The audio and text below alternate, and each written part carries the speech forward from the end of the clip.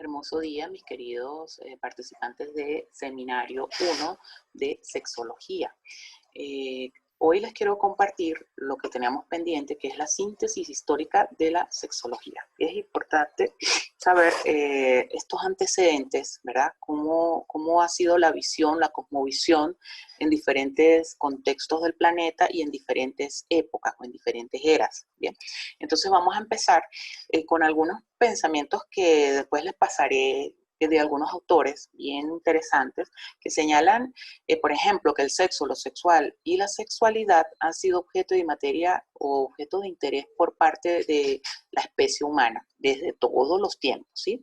También hay otros autores que señalan, que como Freud, por ejemplo, que los mayores productos, la mayoría de los productos que se consumen, llámese arte, ciencia, tradiciones, costumbres, tienen impregnado un elemento sexual. Es decir, que todo tiene como un elemento erótico allí, un mensaje sexualmente implícito o a veces explícito, como vamos a ver en la arqueología y en algunos hallazgos de fósiles y quizás pinturas o artes prehistóricos, ¿no? E históricos también del momento de la civilización. También tenemos que el impulso sexual o la regulación del impulso sexual es algo que se ha hecho en digamos, en todos los contextos donde hay humanos, ¿sí? No existe una sociedad netamente, digamos, anárquica en relación al sexo. ¿Sí? Son muy variadas las restricciones dependiendo del contexto y la sociocultura donde uno se encuentre. Van a haber información, tabúes, creencias en torno al sexo y a la sexualidad y cómo podemos ejercerla. Entonces, bueno, también hay una concepción matriarcal, patriarcal desde la época antigua y fue modificándose a lo que vemos hoy en día, que todavía es muy, muy marcado el patriarcalismo, o sea, es la concepción de la humanidad desde esa visión, desde esa cosmovisión. Y partimos entonces de la síntesis histórica de la sexología, viendo estas imágenes desde la prehistoria, porque sabemos que desde la sociedad iletrada hay información, pero no sabemos exactamente cómo vivían su sexualidad. Sin embargo, las imágenes nos dejan ciertos datos, ¿verdad?, que podemos analizar. Se sabe que vivían en pequeños grupos, ¿verdad? Se sabe que eran sexualmente promiscuos, así que, es decir, lo que llamamos hoy día promiscuidad en aquel momento era un intercambio sexual libre, espontáneo, pues. Y también se enfrentaban para la procreación, luchaban por ser, como dice el macho alfa, el que dominara el, el, el, el sector, el territorio, la tribu, y en todo caso luchaban por esas hembras, que en su momento pues era así la visión, ¿no? Macho, hembra, y bueno, vamos a la lucha por la conquista, pues. Tenemos estas imágenes, ¿verdad? De tanto dibujadas, pintadas, como esculturas que resaltan el culto a lo fálico. Lo que podemos ver allí, por ejemplo, en esta, vemos un falo gigante y como ese poder, ¿no?, sobre el falo. En esta otra vemos las orgías homosexuales, que eran bien vistas o normalmente bien vistas. No había gran connotación allí. De hecho, dicen, por ejemplo, no, creo que lo vi en una imagen, en un Discovery, en alguna de estas, en estos canales, que en la India hay un templo que todavía existe, que todas sus imágenes externas, toda su escultura externa, toda, son diversas posiciones del Kama Sutra, todo lo que está allí arqueológicamente diseñado. Y cuando entras al templo no hay absolutamente nada, un total y profundo vacío. Y desde el Tantra se concibe que la sexualidad es el principio, no es el fin. Pero si te pierdes el principio, te habrás perdido el fin. Entonces el fin es llegar a la espiritualidad, a la ancestralidad, a la trascendencia, y pues se pasa por este proceso de tocar y conectar desde lo sexual, ¿bien? Pero eso pasaba por un lado, y por el otro lado, pues ya vamos a ver cómo era totalmente reprimido lo sexual, la sexualidad y el sexo como tal, y solamente en función de la procreación. Pero bueno, acá en la prehistoria podemos ver estas imágenes que nos muestran la libertad, para el tocarse, el encontrarse, hombres, mujeres, aunque digamos, las relaciones heterosexuales eran lo común, pues ya sabemos que sigue siendo lo común en el planeta, pero también existía la diversidad y no había complicación en ese aspecto, pues. Pero bueno, entramos a la edad antigua, que son donde ya empezamos a tener información registrada, más o menos de 5.000 años antes de Cristo y 476 años después de Cristo. Más o menos dura ese periodo. Y bueno, hay algunos pensamientos bien interesantes. Por ejemplo, hay una cosmovisión dualista donde el mundo está basado con un principio del bien y un principio del mal. ¿Sí? Y estos dos están en una lucha constante y permanente, es decir, que estas dos fuerzas están así como en guerra, ¿no? Y bueno, el sexo, la sexualidad, el cuerpo y la mujer pertenecen al principio del mal. ¿Sí? Esa era la concepción de la época antigua. También se tenía en esta época el pensamiento, por ejemplo, de los israelitas, que adoraban dioses que eran sexuados, y de hecho había el culto de la prostitución sagrada como una forma de ofrenda a estos dioses. ¿Bien? Entonces, bueno, ahí se ve que hay una concepción libre de la sexualidad, un poco más libre de la sexualidad, pero eso era por un lado, el celibato pues no era tan conocido inicialmente, ¿no? Pero luego pues vamos avanzando en esta época y aparecen estos filósofos griegos, está Hipócrates, Aristóteles, Platón y Pitágoras, y bueno, entre los pensamientos más así, eh, destacados está el acto sexual como una experiencia que debilita al hombre y debe controlarse y contenerse.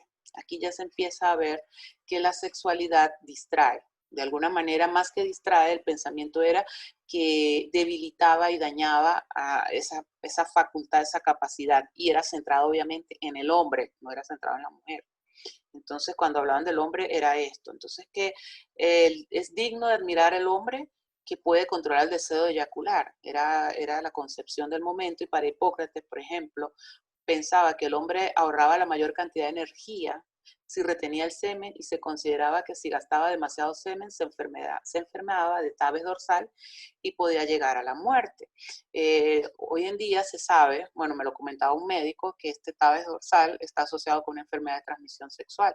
Entonces, bueno, había un dato cierto de que había algún problema que lo podía llevar a la muerte, porque obviamente las enfermedades de transmisión sexual, algunas específicamente, no recuerdo cuál fue la que me dijo el doctor, podía afectar tanto los sistemas al punto de pues, bueno, causarte la muerte. Bien. Había también en Roma una concepción dualista en términos de la sexualidad. Había igualdad en el campo de los derechos sexuales y civiles, tanto de hombres y mujeres, pero también era bien vista la homosexualidad, o sea, no había como complicación con el tema.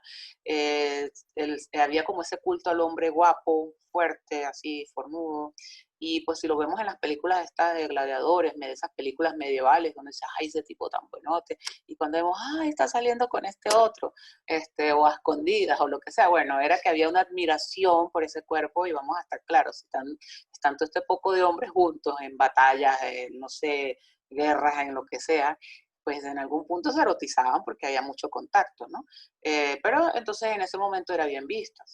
La mujer no tenía importancia la belleza, o sea, para el hombre era importante era el acto como tal, el acto sexual, y también era importante la procreación, era vista como un objeto para la procreación. Y entonces se daba mucha importancia a la reproducción, pero también se empezó a valorar la virginidad.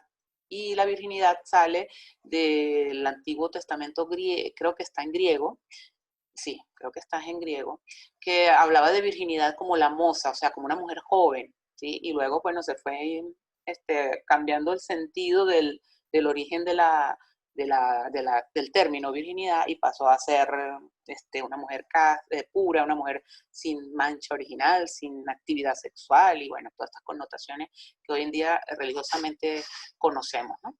Desde Babilonia y Egipto se castigaba también a la mujer que era violada sexualmente. Entonces, fíjate, en otras latitudes lo que sucedía en esta era antigua. Si una mujer casada era violada, se consideraba este hecho como un acto de adulterio por parte de la mujer. Entonces, era adúltera por haber sido abusada. Todavía hoy en día, en pleno siglo XXI, esto ocurre en algunos países del mundo. Y ella y el violador eran sentenciados a morir ahogados. Ahora ella va a prisión. Bueno, se usaban protectores hechos de intestino de animales para el pene. Interesante, eran creativos. Eso sí se nota acá en esta era, ¿no? Y bueno, también tenemos que aparece la escuela filosófica estoica, finalizando esta era antigua, ¿sí? Y pues esta escuela estoica promocionaba o promovía entre sus grandes principios o pensamientos base el celibato, la virginidad y la ausencia de placer, ¿sí? Es decir, que ellos promovían un comportamiento contenido y sin pasión. Interesante esta visión, porque entonces empieza a marcar un antes y un después de esa libertad, de esa expresión sexual quizás espontánea, promiscua también, y bueno, con todo lo que pudiera suceder en un momento, fue regulándose hasta llegar acá. Entonces Seneca decía, por ejemplo, que el hombre sabio cuando amaba a su mujer debía ser guiado por la razón y no por la emoción. Entonces, imagínense en el hecho de amar pensando en amar, pero no sintiendo el amor. Resistirse al asalto de las pasiones y no permitirse ser arrastrado impetuosamente en el acto marital. Nada, decía, que nada era más depravado que amar a la esposa como si ella fuera una adúltera.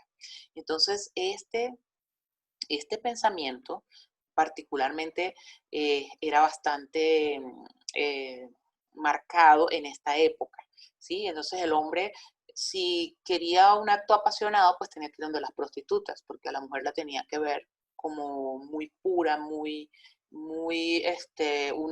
tanto pura quizás, sino un objeto para la reproducción, pero no podía generar en ella la pasión para que ella no generara en él el pecado y bueno, y la pérdida del razonamiento y que no lo debilitara, ¿no? Tenemos a San Agustín, el famoso San Agustín también, eh, que narra o da una interpretación de un hecho, ¿no? Y el hecho es que cuando el placer sexual llega a su clímax, hay una total extinción del control de la voluntad. Y ustedes pueden decir si esto es verdad o no, si han sentido un orgasmo, si han estado en una experiencia sexual muy placentera, donde usted en ese momento, en ese instante, en esos segundos, usted está metido en la sensación, usted no está pensando. Obviamente entonces no hay control de la voluntad, hay solamente disfrute, placer y entrega, ¿bien? Pero ¿qué sucede? La defensa intelectual, pues como es sobrepasada, y para esta época era muy importante el razonamiento, el componente de la sabiduría era la base de la sabiduría, era la capacidad de razonar y estar totalmente centrado en ello, pues entonces cualquier amigo de la sabiduría, decía San Agustín, que vive una vida de casado preferiría, si es posible, concebir hijos sin una lujuria de este tipo, porque esta lujuria era algo que como que te poseía, no era algo que fuera natural, ¿bien? De esa manera, las partes de su cuerpo que fueron creadas para ello obedecerían a su mente, inclusive para la función de la procreación, así como otros miembros de su cuerpo sirven para las diferentes tareas a las que le han sido asignadas. Ellos iniciarían su actividad bajo la influencia de la voluntad en vez de ser agitados por el fermento de la lujuria. Bueno, ahí les dejo a San Agustín entonces. ¿Qué más sucede? Fíjense en esta imagen tan interesante de la pareja, el encuentro íntimo, pero bajo la visión del clero, ¿no? Se legitima entonces el matrimonio en los sacerdotes que no podían contener el deseo y la pasión que estaban debilitados ante esto, pues. Entonces, bueno, sí, se pueden casar, pero sin pasión, van a tener actividad sexual. Imagino yo que de ahí surgieron muchos eyaculadores precoces, porque bueno, si te pones a pensar que no puedes tener pasión, tienes que meterlo y sacarlo rapidito, pues obviamente era como muy normal la eyaculación precoz, y en ese punto la mujer no había ni empezado a calentarse, y como ella era un objeto para la reproducción y no para el placer, y ella no podía sentir placer, pues que no pasaba mucho de ahí. Para conseguir la salvación había que contener la pasión, eso era muy importante. Las relaciones sexuales eran condenadas en la época del Señor, es decir, lo que sería la Semana Santa y todo esto. Era condenada también cuando había embarazo, cuando había ciclo menstrual, cuando ya venía el periodo de la menopausia o cuando ya se acababa la menstruación en la mujer y en el amamantamiento. El hombre debía estar sobre la mujer en el acto sexual, posición del misionero, Y bueno, se castigaba o eran penados, lo que era la sodomia o la bestialidad eran penados, es decir, que el hombre tuviera actos sexuales o posiciones fuera de la posición del misionero. Y los buenos cónyuges pues disponían entre 90 y 120 años para pagar la deuda del matrimonio. ¿Cuál era la deuda? Pues el pecado por el placer. No sé cómo lo iban a pagar, no tengo idea, pero bueno. También la castidad en los sacerdotes se afianza en esta época, entonces ya los sacerdotes no se casaban, pero bueno, surge también la reforma de los protestantes que se apartan de la Iglesia Católica y dicen sí, los sacerdotes se pueden casar y ejercer su función sexual siempre y cuando sea para la procreación. Pero bueno, en este punto, como se reguló tanto, o sea, era tan restringida la función sexual en su momento, pues que generaba como consecuencia pues mucho adulterio, porque la función sexual la gente la iba a ejercer igualito, continuo, a pesar de todas estas normativas, o estas leyes, o estas regulaciones y estas creencias, sobre todo religiosas. Y bueno, pues otra consecuencia eran los hijos llamados hijos bastardos, que mira, a mí me sorprende este nombre, hoy en día escucharlo, bueno, en aquel momento se entiende, pero hoy en día que se me acerca un estudiante de la UNED y me dice, profe, es que yo soy un hijo bastardo, yo le digo, ¿eso qué significa? No, pues yo soy un hijo natural, yo le digo, pues que yo también soy natural, bueno, a mí me hicieron en casa, o sea, me hicieron de la manera tradicional, ¿no? Entonces, no, pero es que mi papá no me reconoció. Yo digo, bueno, mi amor, pero es que el que te haya reconocido no te pongas ese calificativo, eso es para otra época donde el ser humano no había evolucionado. Tenemos que entender que ahora somos otra civilización con nuevos datos y pues no podemos usar estos calificativos tan despectivos que, bueno, tuvieron su razón de ser en su momento. ¿Bien? Entonces aparece también el cinturón de castidad porque obviamente con todas estas regulaciones, ajá, los hombres se iban a las guerras, a lo que sea, y la mujer pues quedaba con sirvientes, quedaba con, entonces bueno, vamos a ponerle el cinturón de castidad para que nadie haga nada por ahí. Bien.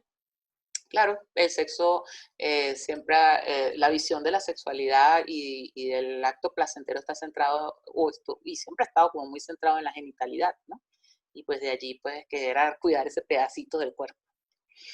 Bueno, tenemos también que por ahí en la Iglesia Católica, desde 590, 604 más o menos, el Papa Gregorio plantea otro pensamiento, digo yo, otro influencer que generó una concepción bien interesante acerca del placer. Dice que el placer nunca puede ocurrir sin pecado.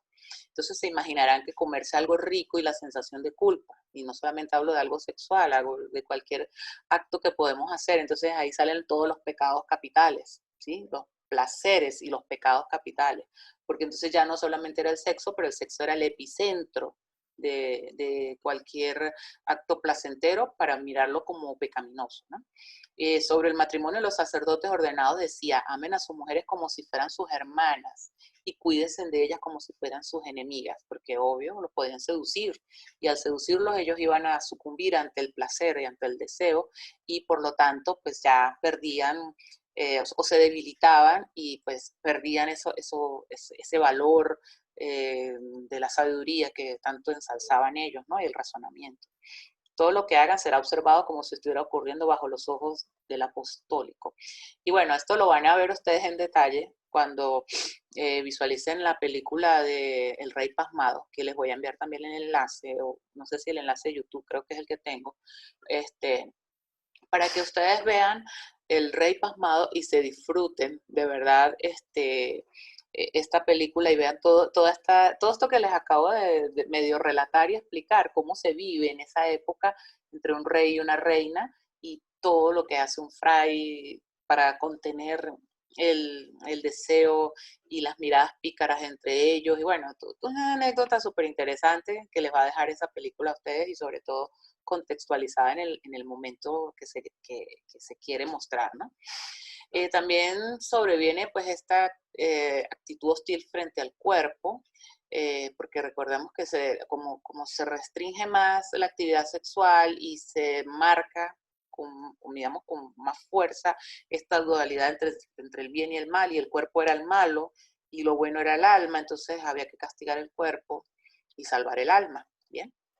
Hoy en día, gracias a la ciencia sabemos que nuestro cuerpo es neutro, no es ni bueno ni malo, él es funcional y gracias a las funciones que podemos ejercer y dentro de ellas está la función sexual, podemos distorsionar más bien lo que llamaríamos el alma, la mente, el pensamiento, las concepciones de la vida, pero que el cuerpo en sí no es el que lo hace, lo hacemos somos nosotros con nuestros pensamientos y todo es en todo caso una bidireccionalidad, mi cuerpo siente, yo acciono, creo conceptos, pensamientos, genero expectativas o genero datos, creencias en torno a todo lo que hago y vuelvo y lo reflejo con el cuerpo. Pero bueno, esta era una concepción que existía para la época. También pues aquí está la posición del misionero, la única posición aceptada y sabemos que esta posición, especialmente a la mujer, no le genera tanta excitación al punto de llevarla al orgasmo tan fácil, por decirlo así, como sería cualquier otra posición donde ella tenga mayor estimulación en el clítoris, porque ahí fácilmente saben que entra el pene a la vagina, pero no hay quizás mucho roce con el clítoris. Entonces no había una gran estimulación y si encima de esto recordamos que la actividad sexual se tenía que hacer para la procreación, pues no era una actividad que se demorara mucho. Entonces pues tampoco generaba mucha excitación en la mujer, sino que era un acto muy coital rápido. Yo me imagino que los eyaculadores precoces por allá eran los abanderados en sabiduría, ¿no? Bueno, esas son especulaciones mías, no me pare. Ahora bien, un matrimonio que se exaltó muchísimo y que se usaba como modelo, que obviamente cómo lo íbamos a vivir, pero bueno, era la época, era el matrimonio de la Virgen María y de San José. Fíjese, la Virgen y el santo, no había actividad sexual, porque era un matrimonio célibe y por eso era un matrimonio que valía la pena repetir y vivir. Y de hecho la religión, por ejemplo, la mía, la católica, recuerdo de niña cuando iba a misa, que hacían mucho énfasis en que las relaciones de pareja debían ser como la de la Virgen y San José. Y obviamente uno adolescente, porque yo iba a misa de niña, adolescente, pero ya adolescente había empezado con la función sexual, pues imagínate cómo me sentía, triple indigna, porque obviamente, ¿cuándo iba a ser yo como la Virgen? ¿Cuándo en la vida? ¿Y cuándo me iba a conseguir un San José? Entonces, bueno, nosotros entre eso y Disney nos fregaron el coco.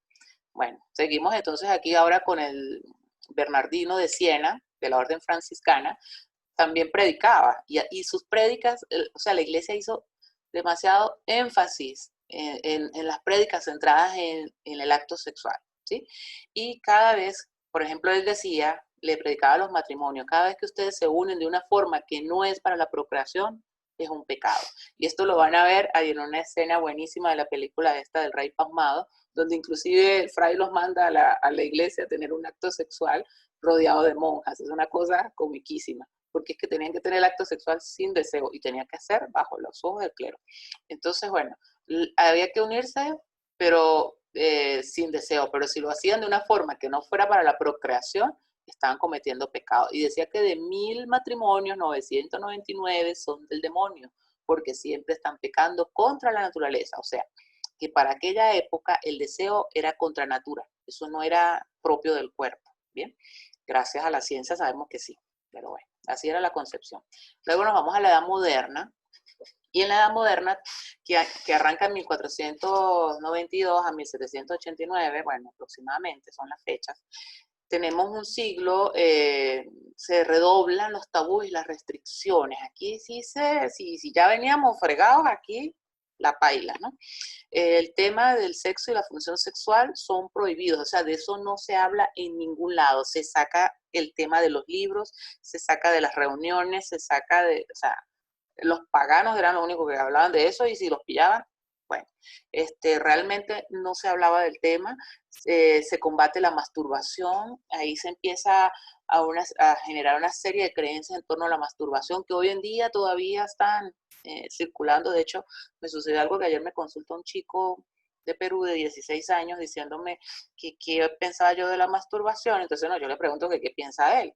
Y así, ¿no? Para ver cuáles eran sus pensamientos bases y bueno, que si era verdad que era malo, que si era pecado, que si era verdad que se te caía el cabello, que si era verdad que te volvías un enfermo sexual, que si era verdad, todas esas creencias que se combaten a través desde la época de la Edad Moderna, que empezamos a pensar todo esto para que el ser humano no tuviese ningún tipo de contacto con su sexo, porque todo eso era placentero. Y recuerden que el placer no estaba asociado con una condición fisiológica. Entonces, obviamente, era algo que como que te entraba y se apoderaba de ti, pero venía de otro lado, y por venir de otro lado y no sobre tu cuerpo, era mal. Entonces se afirma que la mujer tiene escasa o poca capacidad sexual, ¿sí? De hecho, las mujeres frígidas, las mujeres, pues eso era como la nota, ¿no?, del momento, y que el que tenía la capacidad sexual en todo caso era el hombre, por el tema del patriarcado, pues ellos eran los que mandaban, obviamente ellos eran los que decían, ¿bien? Y la sexualidad era degradante, vergonzosa y pecaminosa. Y ya el libertinaje ya no estaba de moda, o sea, ya eso no aplicaba, ¿bien? ¿Qué más tenemos? El rey Luis de Francia, según cuentan, la Madame de Maintenon se comportaba totalmente apática en la cama, ¿no? Él narra, prácticamente sin deseo sexual. El obispo de Chartres dice, la mujer está obligada a servir de refugio para la debilidad del hombre, quien de otra manera se perdería. El hecho de que ella no sintiera placer sexual gracias a su frigidez servía para elevar su valor espiritual. Entonces ella era más digna mientras más frígida era. Y pues obviamente ayudaba a su vez al hombre porque ella tenía que ser receptiva y del refugio para la debilidad del hombre. Pero esa era la función, o sea, ella no debía sentir y mientras menos sintiera, pues muchísimo mejor. Y eso sucede pues, todavía en pleno siglo XXI. Bueno, algo les iba a comentar esto, pero se me fue. Pero sí, en líneas generales, esto todavía sigue pasando en las mujeres que consultan diciendo que preferirían tener a su pareja como un hermano, que si fuera un amigo, si fuera, ay, sería chévere, y no tener actividad sexual, porque todavía tienen la concepción de que esto la va a ayudar a elevar a ella más espiritualmente, porque el sexo y la espiritualidad se divorciaron, como que eran dos cosas totalmente incompatibles, mejor dicho, ni siquiera se divorciaron, es que no se les permitió el encuentro desde la época media para acá, ¿bien? ¿Qué más sucedió? Bueno, la virginidad ha sido un valor de religión cristiana católica, nos diferencia de los animales, de los paganos y los primitivos, eso era una concepción también. Pero hay que recordar que el antiguo, la Biblia hebrea, o que está escrita en hebreo, que quizás es la primera, una de las primeras, definía virgen como moza o joven, no virgen como lo hace la Iglesia Católica. Sin embargo, este valor de la virginidad se asoció con la pureza, con el no acto sexual, ¿sí? Entonces, era como el valor cristiano que se incorporaba, pues, a las prácticas del cristianismo. Y esto fue una estrategia para desanimar a hombres y mujeres de tener la actividad sexual antes del matrimonio y obligarlos a la contención sexual. Entonces, claro, este concepto de ser virgen se asoció con algo de dignidad y con exaltación de lo femenino y de lo puro. Y claro, generó muchos conflictos y lo sigue generando. De hecho, en esto ya leía un artículo de la BBC de una chica, no sé si árabe, bueno, de Oriente, es que esos países, todos los nombres me parecen. Entonces ella tiene una relación universitaria, profesional, todo lo demás, no sé si está, creo que estaba en Estados Unidos, algo así, y tiene una relación con otra persona de su mismo país, y bueno, pues se la llevan súper bien, deciden casarse, obviamente ella conservando este pensamiento base de casarse virgen, pero resulta que cuando va al acto sexual ella no sangra, porque obviamente no todos tienen el himen como tan, esa membrana como tan fuerte y algunas no necesariamente o la tienen o se les rompe o tienen que sangrar, ¿no? Eso también está estudiado. Total que el esposo, siendo tan de Estados Unidos también y todo lo demás, al otro día, como la sábana no mancha, la de la cama, él la obliga a irse a un ginecólogo a hacerle una prueba de virginidad, un examen ginecológico para ver si ya antes había tenido actividad sexual. Y dice que de ahí en adelante empieza su infierno en la relación y pues al punto que se divorcia. Pero qué fuerte fue para ella la experiencia de romper toda la ilusión afectiva o todo el encantamiento, el enamoramiento por ese acto tan patriarcal de la virginidad y todavía pedir ese tipo de pruebas siendo que se supone que eran pareja y tenían una comunicación y una afinidad y que ella se imaginaba ese día tan esperado como el mejor día de su vida. Entonces, bueno, esto es parte del legado que nos ha dejado estos pensamientos de la virginidad. Por ahí en mi Instagram tengo un post a propósito de la virginidad de las adolescentes y cómo les doy unas recomendaciones o unos tips para que las madres manejen este tema con sus hijas, sin generarle esta indignidad, porque siempre digo que la dignidad no está en medio de las piernas, la dignidad está en la percepción, en el corazón, y en el corazón analógicamente hablando, en los sentimientos, en los pensamientos, en tu percepción como ser humano. Pero fíjense que nos vamos acá a palabras de Jesús, un poco tomado también, porque toda esta historia está matizada, pues ya saben, con el tema religioso. Entonces él decía, ¿no han leído ustedes que aquel que los hizo desde el principio, masculino y femenino, ojo, masculino y femenino, ¿sí? Y por eso dijo, por esta razón, hombre y mujer dejará a su padre y a su madre y se unirá con su esposa y los dos se volverán una carne. Porque lo que ha unido Dios, que no, dice, no lo puede separar el hombre.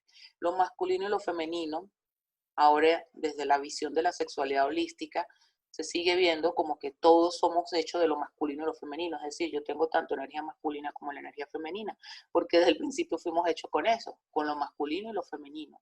Y podemos ver lo masculino y lo femenino en parejas homosexuales, heterosexuales, bisexuales, pansexuales, todas las tendencias de género que pudiéramos tener hoy en día, y que siempre se va a marcar lo masculino y lo femenino y se va a entrelazar y va a danzar como esa conjugación de esas dos energías. Y sí, pues si podemos tomar esto, lo podemos interpretar como queramos, pero bueno, bíblicamente está planteado así. Entonces no hay palabras de Jesús registradas en contra del sexo. De hecho, se dice que pues perdonaba a las prostitutas. ¿Por qué? Porque le decía, no, pues ya eres libre, o sea, casi que descomplícate con este tema y eres digna. O sea, buscaba como rescatarle eso, eres digna. Pero obviamente hay que recordar que él también nació en una época y en un contexto que, a pesar de que él trae muchas ideas irreverentes que lo llevaron a la cruz precisamente, también no era inmune a su ambiente y también estaba influenciado bajo las creencias religiosas de su momento. ¿Bien? Finalmente observamos que también desde el año 350 en adelante están condenadas la homosexualidad, la sexualidad anal, la sexualidad oral, la sexualidad con mujer menopáusica, una mujer embarazada o con reconocida infertilidad. La razón es fundamentalmente que las prácticas sexuales no conducen a la procreación, por lo tanto son condenadas, ¿sí? Y recuerden que ese tipo de actos generan placer, pero no el cual resulta pues un pecado, ¿no? Recordemos que el placer estaba asociado como algo que no era propio del cuerpo o no era propia de la naturaleza. Por lo tanto, si no es de nuestra naturaleza o vista desde esa concepción como algo que es antinatura, entonces obviamente todo eso era pecado. ¿Bien? Qué bueno que gracias a los avances científicos entendemos que el placer es propio del cuerpo, que es propia de nuestra naturaleza y que somos hedonistas por naturaleza, que nos gusta el placer y evitamos el dolor. Y gracias a todos estos avances, entonces podemos aprender a tener una conducta regulada, no equilibrada. Yo no creo en el equilibrio, yo creo en la armonía, pero en el equilibrio no, porque el equilibrio para mí es solamente estar estático, ahí quieto, ahí estoy en equilibrio. Pero apenas empiezo los movimientos me salgo del equilibrio, pero sí podemos tener una conducta armonizada en frente o en relación con nuestra sexualidad. Y bueno, pues hoy en día pues la postura de la iglesia es seguir recomendando la abstinencia sexual como fórmula para la sexualidad en el matrimonio. Y esto es bien interesante porque en estos días me pidieron una charla en sexología para una comunidad cristiana de unos adolescentes. Pero me dijeron que no podía promover masturbación, que no podía promover autoconocimiento sexual y que tenía que trabajar con, sobre todo, la importancia de la abstinencia sexual. Entonces yo le digo, no, pero es que eso no es una charla de sexología, eso es una charla cristiana y yo no sé de eso nada. Yo sé de sexología y yo sé de autoconocimiento sexual y yo sé de la importancia del reconocimiento de las zonas erógenas y yo sé de la importancia de la autoestimulación sexual como primer contacto para conocer y experimentar el cuerpo, pero yo no sé cómo decirle eso a una persona adolescente que está viviendo un cambio hormonal intenso, donde la testosterona está a 1000, yo no sé cómo decirle, no, quítate ese pedacito de tu naturaleza, porque es que la concepción, le decía yo a la pastora, la concepción que tiene la iglesia del deseo, que es que el deseo es antinatura, pero resulta que el deseo es natural porque es una hormona que lo provoca, ¿sí? Que es la testosterona. Entonces, ¿cómo le quitas tú a un adolescente que está en pleno proceso de transformación la testosterona y el estrógeno en el caso de la chica con la testosterona, que la tiene en menor cantidad, pero también le genera un impulso natural sexual? Entonces, ¿cómo puedo dar esa charla? Le dije, no, yo no te puedo dar esa charla. Y bueno, quedamos así, ella es amiga mía, pero obvio, pastora al fin, y yo le dije, no, ahí sí, pelamos los cables. Bien, vámonos con la edad contemporánea entonces. En la edad contemporánea tenemos que en 1789 hasta la actualidad empieza los atrevidos a hablar de la sexualidad, a estudiarla y todavía a verla como un problema, un trastorno, ¿no? Cualquier conducta fuera de lo que se concebía normal se podía ver como una aberración, como una enfermedad, como una alteración. Entonces aparecen los primeros investigadores que se conocen, en este caso un psiquiatra alemán que publica Sexualidad y Psicopatología, ¿sí? Bueno, en inglés. Está Havelock Ellis, médico inglés, con la psicología del sexo. Luego, después de la Segunda Guerra Mundial, se inicia un movimiento masivo y popular en pro de un mayor liberalismo sexual. Se rompen muchos tabús y se convierte el sexo en un artículo de consumo y diversión. Claro, la depresión generó que se hiciera un movimiento interesante y fuerte que trajera otra vez alivio a esa devastación emocional que dejó esa guerra. Se proclama una nueva moral del placer y se activa el naciente movimiento feminista y los gays. Ahí empieza el movimiento. Aparece la píldora que le procura a la mujer la separación entre el acto sexual y la procreación. Entonces ahí se marca un antes y un después en la sexualidad femenina, ¿sí? Y se consolida el nacimiento de la sexología como ciencia. Pero ¿cómo sucede esto? Bueno, tenemos a estos pioneros, Master y Johnson. Hay un documental buenísimo en HBO. No sé si lo tienen o lo pueden conseguir. Yo lo tengo, pero pesa como 5 gigas. Lo tengo disponible para el que lo quiera, pero me tendrían que traer no sé, un terabyte, una memoria grande, algo así para podérselos dar. Son como 15 capítulos, muy buenos, ¿sí? Y ahí vemos el nacimiento de esta ciencia y el estudio, cómo ellos abordaron la sexualidad, la función sexual, la variante fisiológica, cómo ellos empezaron a estudiar la respuesta sexual y empiezan a estudiar y aportan, por ejemplo, la incompatibilidad sexual humana, que marca un adelanto notable en la terapia de los problemas sexuales. Ellos crean la clínica sexual, la terapia sexual, y bueno, el equipo que le corresponda nos va a dar mucho más detalles de Master y Johnson. Bien, y bueno, primeros en utilizar el método experimental, probaron con más de 1000 y tantos de personas voluntarias para vivenciar la experiencia sexual, grabarlos y hacer todo un registro con tecnologías para su momento en relación con la respuesta sexual. Luego tenemos en estas latitudes nuestro querido Bianco, Fernando Bianco, médico psiquiatra y sexólogo, que publica Sexología Clínica, base fisiológica y fisiopatológica en 1978. Quiero decirles que este médico y pues nuestro fundador y bajo la escuela de Bianco que nos formamos como orientadores, genera o crea este programa de orientación en sexología, primero que el mismo programa de orientación en conducta. Este fue creado como que en el 77. Adicional, y fue creado para la educación sexual, para la prevención y para la corrección de errores de concepto. Posterior a ello, también se ve la necesidad de tratar ya no solamente corregir o prevenir, sino tratar problemas a nivel sexual. Y de allí crea el programa de medicina sexual, ¿sí? O el máster en sexología médica. Pero el primer máster que crea el Centro de Investigaciones es el de orientación en sexología. Ya en 1989 crean el de orientación de la conducta, porque habían más problemas en general asociados al comportamiento humano y bueno, crea estas líneas. Entonces, esto es interesante verlo.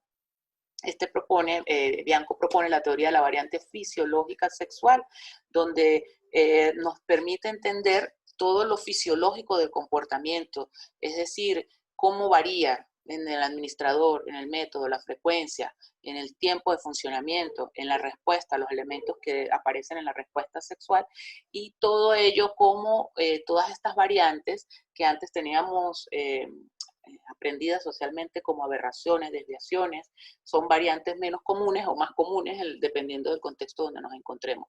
Pero variante, ¿por qué? Porque existe la diversidad, ¿sí? Y a mayor variabilidad, menor discriminación, y lo contrario, a mayor discriminación, digamos, la discriminación se da por procesos de conocimientos, de información, de creencias, pues a mayor discriminación, pues menor variabilidad. ¿Bien? Ajá, tenemos que delimitamos entonces el campo de la sexología, basándonos en que la sexología es el estudio del sexo, el proceso de diferenciación, las alteraciones y la función sexual. De eso se encarga la sexología. El sexo, pues, es las características orgánicas, fisiológicas, anatómicas que nos diferencia. Pues. El proceso de diferenciación inicia cuando el espermatozoide se une al óvulo formando el huevo o cigoto. Bien, ahí se empieza el proceso de diferenciación. Y en el momento de la gestación, luego se da los primeros, en el primer trimestre del embarazo, ahí se da la distinción ya a nivel anatómica y bueno, se sigue dando cada ciertas fases de la vida, como en la adolescencia, en la adultez madura y así sucesivamente, pero la diferenciación se marca en el momento de la gestación, ¿sí? Y la función sexual, el proceso que se inicia cuando se activa pues, la unión de la situación estímulo con la respuesta sexual. Entonces, eso es lo que él determinó como función sexual, el proceso que se da desde la activación de la situación estímulo hasta la respuesta sexual. Sabemos que Kaplan le agrega el deseo sexual y luego como ciencia se asume el proceso del deseo sexual, que antes se veía como algo muy de la mente y bueno, no, tiene un componente orgánico, anatómico, biológico, fisiológico y, bueno, obviamente mental, para que se dé la función sexual. Tenemos entonces el campo de la sexología, tiene dos campos, el campo de la clínica y el campo de la educación. El campo clínico del tratamiento de problemas en la sexualidad a nivel de la medicina sería cuando hay padecimiento, dolencias y se requiere cura. Ahí entonces hablamos de sintomatología sexual a nivel orgánico. Y desde la psicología, problemáticas sexuales de origen emocional o vincular, ¿bien? Entonces ahí podemos incluir lo que es la orientación también. En el campo de la orientación, nosotros trabajamos problemáticas sexuales que tienen que ver con percepciones, errores de concepto, mal manejo emocional, el aprendizaje que no se instaló correctamente o se hizo un aprendizaje que fue reforzado socioculturalmente y bueno, se trabaja desde la concepción ambientalista. Luego está la concepción mentalista, que es desde el psicoanálisis, está la concepción organicista, que es desde la medicina, y está la concepción ambientalista, que se fundamenta más que todo en los aprendizajes del comportamiento, tanto de los comportamientos observables como los comportamientos encubiertos. Y estos comportamientos encubiertos son las cogniciones. Entonces nosotros desde la orientación podemos trabajar en este campo como orientadores ejerciendo clínica para la prevención y para la corrección. Y en el campo educativo, los educadores sexuales, a través de la acción, trabajar en la parte de prevención primaria y la promoción de la salud sexual. Bien, entonces ahí están nuestros campos de acción y yo creo que, ay, sí, se me acabó la lámina. Entonces, bueno, mis corazones, esto lo tuve que hacer así un poco rápido porque el tema de la plataforma que me da sino 40 minutos para grabar, ¿bien? Pero espero sus aportes, sus preguntas, sus inquietudes. También les voy a enviar la información que respalda esto, que está en la revista de sexología. Ya le voy a decir cuál es la revista de sexología, volumen 1, número 1, en enero, junio, el primer volumen que salió de la revista de sexología como tal. Allí está lo que es la breve historia de la sexualidad, de la sexología, la síntesis y pues los aspectos más importantes. Esta temática ustedes la van a necesitar para su curso audiovisual en orientación en sexología. Así que bueno, ahí la tienen de apoyo. Yo les voy a enviar también la presentación para que la tengan de base y pues guarden todos los materiales porque pueden utilizar mucho de esto para preparar su curso audiovisual en orientación. Bueno, pues ahora quedo receptiva para que me hagan preguntas, comentarios, aclaremos algunas dudas. Miren, de historia yo no es que me las sé todas, realmente lo que hago es revisar, leer, y hay cosas que se me olvidan y hay cosas que se me pasaron comentarles, pero quiero pues que entiendan que esto es un proceso de aprender. Tal vez ustedes sepan mucho más de historia en sexología que yo, pero sí es bien interesante saber que finalmente la ciencia nos apoya muchísimo y nos ha ayudado a esclarecer tantos errores de concepto que se generaron de base de hace tantos años atrás, miles de años atrás, y que hoy día todavía están vigentes en muchos pensadores por allí que andan sufriendo por su función sexual. Entonces, bueno, no les quiero decir más nada, sino quedamos pendientes para la siguiente fase de la materia. Chao.